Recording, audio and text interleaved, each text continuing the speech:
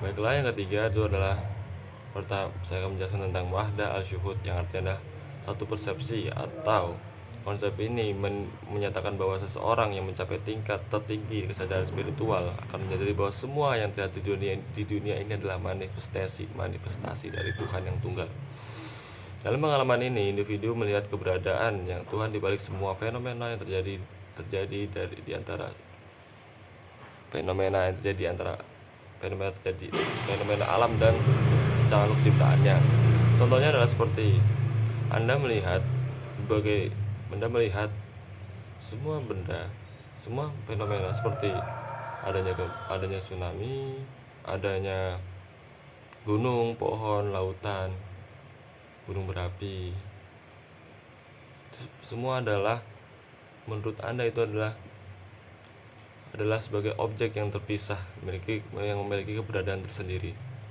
Namun, dalam pengalaman wahda al-syuhud, Anda menyadari bahwa semua benda tersebut adalah dari materi yang sama, yaitu Anda menyadari bahwa semua yang Anda lihat adalah manifestasi dari Tuhan, atau ciptaan atau keindahan dari Tuhan, yang mana semua itu adalah wujud dari wujud wujud kecil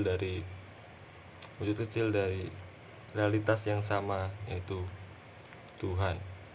Yang kedua, wadah al-wujud. Wadah al-wujud berarti adalah persatuan eksistensi atau persatuan keberadaan. Konsep ini menyatakan bahwa ada satu realitas yang hakiki, yaitu Tuhan, dan semua makhluk dan fenomena di dunia ini hanyalah manifestasi dari keberadaannya yang tunggal. Dalam pemahaman ini, tidak ada keberadaan yang terpisah atau mandiri selain Tuhan.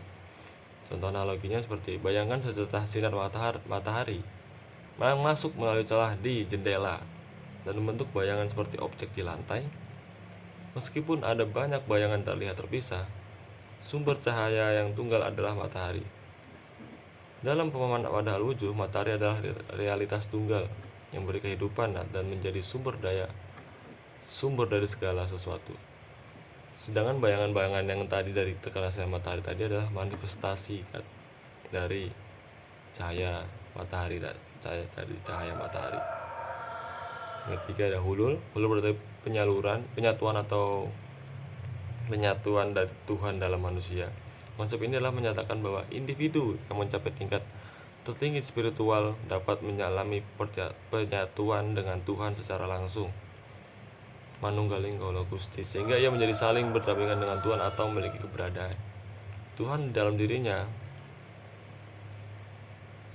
yaitu seperti manunggaling kaulo Gusti tadi. Dan contohnya adalah Anda dapat mempertimbangkan analogi air yang jatuh ke dalam samudra. Air yang jatuh ke dalam samudra tidak lagi bisa dibedakan atau terpisah dari samudra itu sendiri.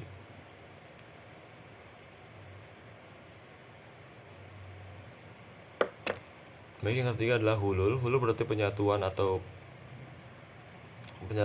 Tuhan dengan dalam manusia. Konsep ini menyatakan bahwa individu yang mencapai tingkat tertinggi spiritual dapat mengalami penyatuan dengan Tuhan secara langsung, sehingga ia dapat saling berdampingan dengan Tuhan atau memiliki keberadaan Tuhan di dalam dirinya.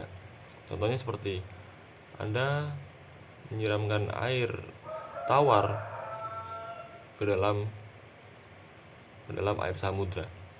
Air tawar yang jatuh ke dalam air samudra itu tidak bisa lagi dibedakan atau terpisah dari air samudra itu sendiri. Dalam pemahaman hulul, individu yang mencapai tingkat tertinggi kesadaran spiritual melebur ke dalam keberadaan Tuhannya, seperti air tawar yang tercampur ke dalam air samudra, seperti itu. Nanti keempat ada itihad. Itihad berarti persatuan atau kesatuan dengan Tuhan. Konsep ini menyatakan bahwa individu yang mencapai kesadaran spiritual yang tertinggi tidak lagi membedakan antara dirinya dengan Tuhan. Mereka menyadari bahwa esensi individu dan esensi Tuhan adalah satu kesatuan dan sama. Contohnya seperti tadi adalah air tawar yang jatuh ke dalam air samudra atau air lautan. Itu tidak ada lagi pemisahan antara kedua tersebut. Dalam pemahaman ini, Jadi itu antara air tawar dengan air laut itu tidak bisa lagi dibedakan antara keduanya.